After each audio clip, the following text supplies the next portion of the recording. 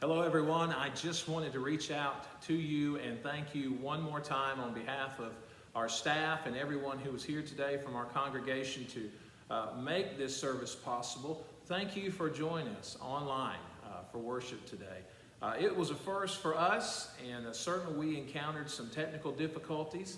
I'll let you know a little bit of what was going on behind the scenes that caused the delay. About 5 minutes before the service was to begin, our Wi-Fi decided that it was going to go out, and that certainly makes it difficult when you're trying to broadcast your service through a variety of social media and video platforms. So I'll spare you the details of letting you know how we got it to work.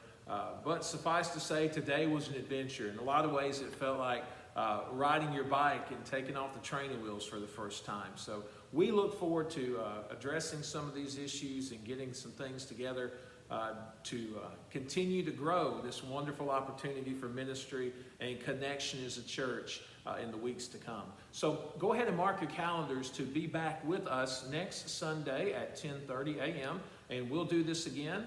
In the meantime, if you are following us on Facebook or Twitter or through our website, we're going to continue to put out some content for encouragement for you throughout the week.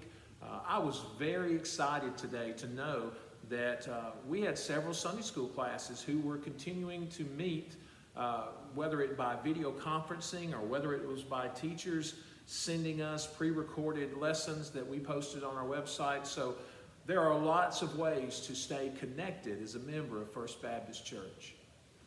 With that said, let me offer you a word of encouragement before I go. We have finished up a recent sermon series entitled Growing Together. And part of that, at least the heart of those messages, had us asking questions. And those questions were, how can we as individuals and ultimately as a church seek to live out our faith in a more intentional manner? How can we deepen our discipleship? How can we be renewed and experience renewal both as individuals and as a congregation? And so in God's irony, we are now placed in a situation and presented with a challenge to do just that. These are uncharted waters for our church. We are looking at missing multiple weeks of services. We'll certainly reevaluate that decision when the time comes, and we'll make the necessary decisions going forward to do what's prudent and best for our congregation and for the community. But in the meantime, we're left with the question of how to continue being church. I said it in my message earlier today, and I continue to tell our congregation, as much as we love this building, this blessing of a sanctuary that God has given us to worship in, we know that came on the backs and gifts and labor of countless others, that great cloud of witnesses that has gone on before us. We stand on their legacy. But now the torch has been passed to us, and we have to realize now more than ever that the church is not the building, it is the people.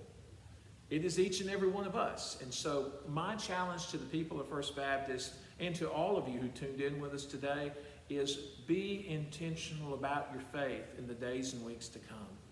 Be creative. Reach out and love your neighbor. Let them know that in the darkest of circumstances is when the light of Christ shines the brightest and we get an opportunity to be church together. I know that's my prayer for us here at First Baptist. I'm looking forward to seeing how God will use this in the days to come and how we'll rise to meet those challenges. And so if you are following us again on Facebook or Twitter or website, just stay connected. Read your church messenger as it arrives in the mail. We are going to do everything on our part to be as creative as possible to keep you connected with the church. The interesting thing is, eventually one day, Lord willing, we are going to return and gather together as normal. And when we do, a handshake will mean a whole lot more. A hug around the neck of a brother or sister in Christ will mean the world to you.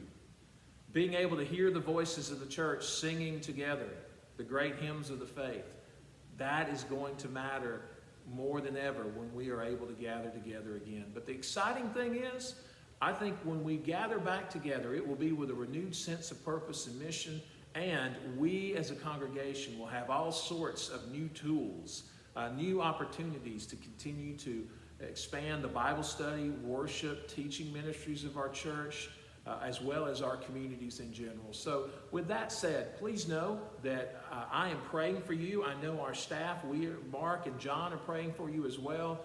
And I would simply ask this: if there's anything we can do for you, to pray for you or your family, any needs that you may have, please don't hesitate to reach out to us. We are here for you, and we want to be the church together. So I hope you have a wonderful day. And again, thank you so much for worshiping with us here at First Baptist Church.